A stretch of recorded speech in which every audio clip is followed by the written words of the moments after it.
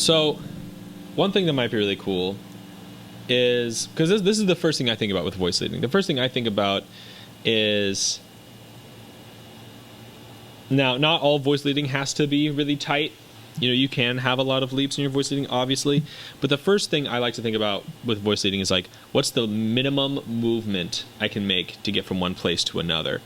Such that if I were to give this arrangement, these notes, if I were to give them to a choir, would it be really easy for everyone to sing their parts? When things move really tight, things tend to sound really, really smooth. That being said, you don't always want to sound smooth. Sometimes you want to sound unstable and leap around and do some crazy shit. But one exercise I do is I'm going to go from a G major 9 voicing to a B flat major 9 voicing, and I'm going to pick a voicing with this note to start. Let's say just D, for instance. And when I get to B flat, I'm going to pick a voicing that moves the least. And let's say, just for the sake of having consistent voicing principles for this exercise, let's say I'm trying to have a 3 and 7 in every voicing. So I got my 3 here, I've got my 7 here. And now when I go to B flat major, I'm going to pick a voicing that's as close as I can get. Well, it turns out I can keep the same note on top, and then everything moves really smooth. F sharp goes down to F, and A stays on A, and B goes up to C, and D stays on D. Everything is really smooth. And then we just go up to the next one. Let's do this. I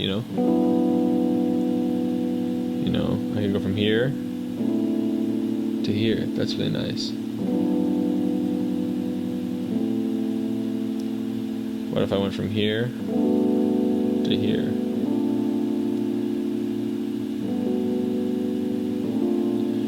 And now I can go here.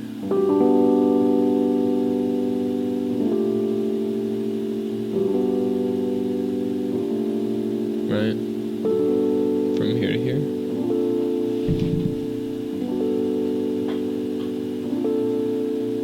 From here to here. And back to where we started, I guess. Or I could go like, I could do this too if I wanted. Like, I could go. It's kind of a Lydian sound.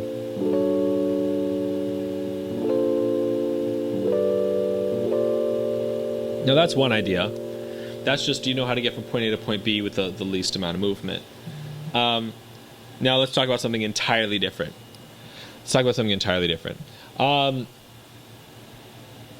Sometimes when I do like little voice leading things, sometimes they are sequences that I'm already familiar with. A really good example might be a 2-5-1. Let's say I'm going from D to G, 7 to C, right? We're all familiar with that. But then what if it was a little different? What if we started with D dominant? Y'all ever hear this one?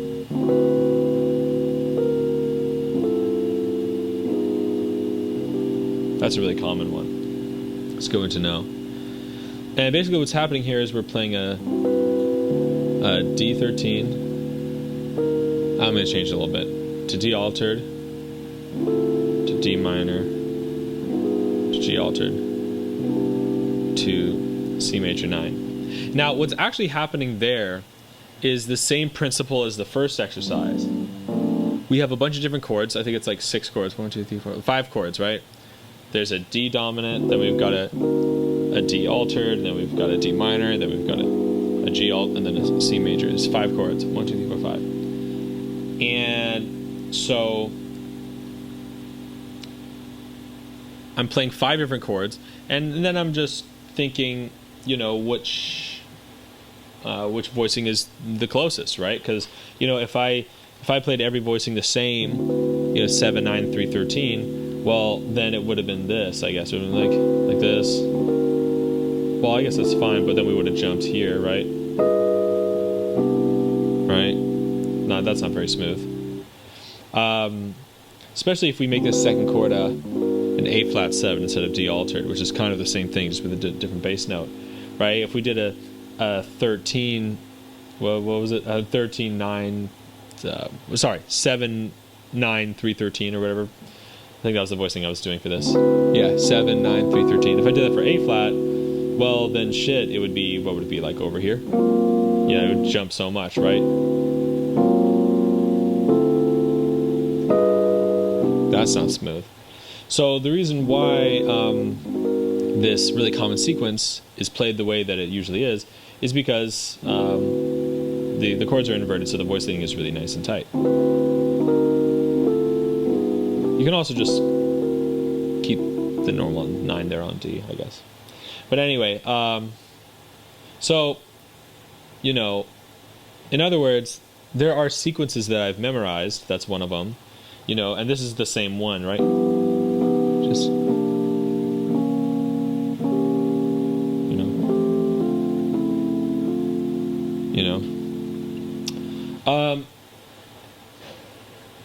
you know, let me see.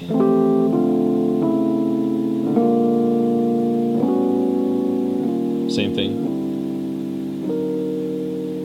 You know.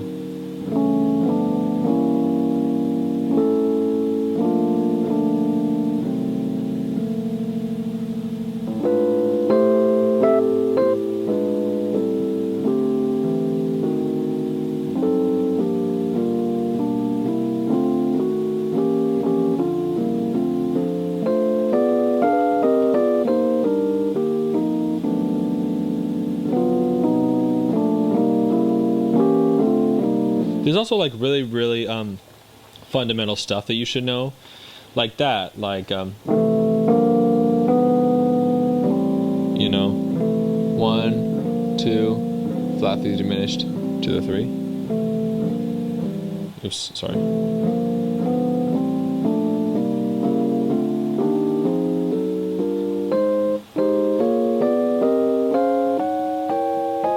You know, and so on.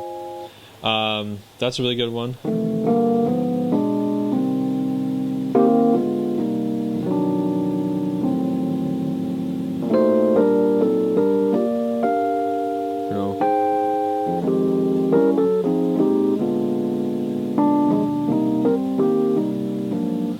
You know, something else that I like to do is, you know, really when I'm not thinking so much voice leading as I am just like trying to play melodically.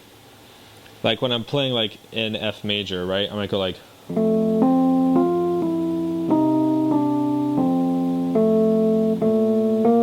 know,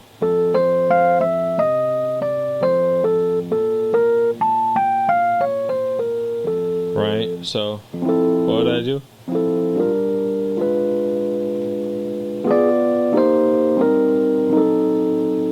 I already forgot what I did. Let's just do that. Right.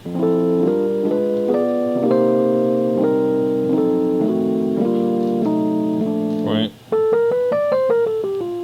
And it's really good to know how to harmonize any note in the scale of a chord that you're in. So like if I'm in F, and let's say I was just going like, you know, I might go like this. Maybe, just for instance, like maybe, so maybe like, you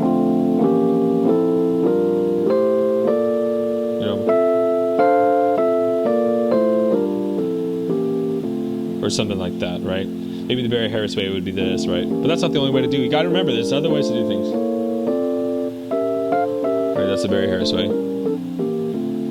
But I can also just play all F major stuff. Like I can just go like this. You know?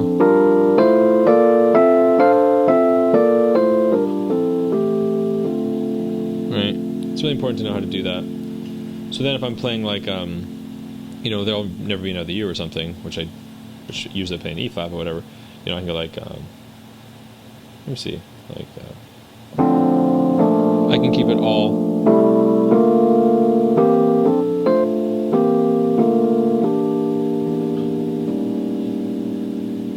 Right, I'm keeping it all pretty much in F there. I don't know how much I liked that, but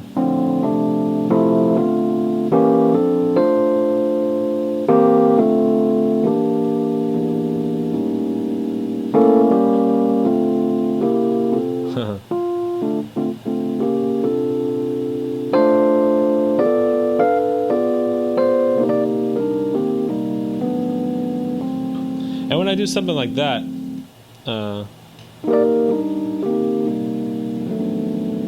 right, I'm just arpeggiating C minor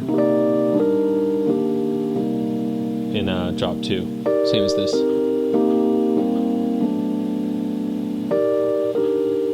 Something like that. We're doing it like slightly different every time, but and then I'm playing it in drop 2. You know, I mean, that's something else too. You know, being able to play a bunch of voicings. I actually, you know what? I think this is the way I think about it, and I know everyone's different. I sometimes when people think about voice leading, it's like they think that I'm playing. It's like I'm thinking 5 different voices at once, and oh, this voice goes there and that voice goes there. I think the way that I think about voice leading is more like I go from this group of 4 notes to this group of 4 notes, and some voices are going to go up and some are going to go down. But I'm not always thinking like I'm not processing 5 voices at the same time, right? Instead, I'm thinking like I'm going to go from these 4 to these 4 to these 4 to these 4 to these 4 to these 4. Or I'm not playing 4 anymore, am I? But, you know.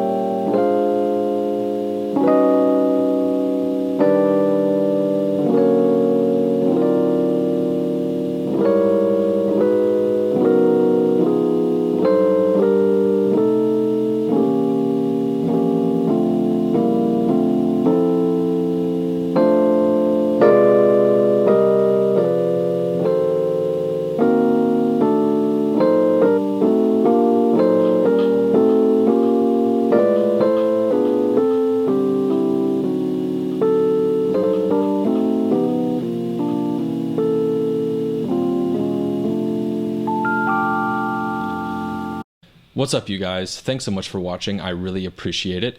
If you like what you saw, please hit like, subscribe, and the notification bell. And feel free to follow me on Twitch, where I do these streams every Tuesday, Thursday, and Saturday. You can find the link in the description.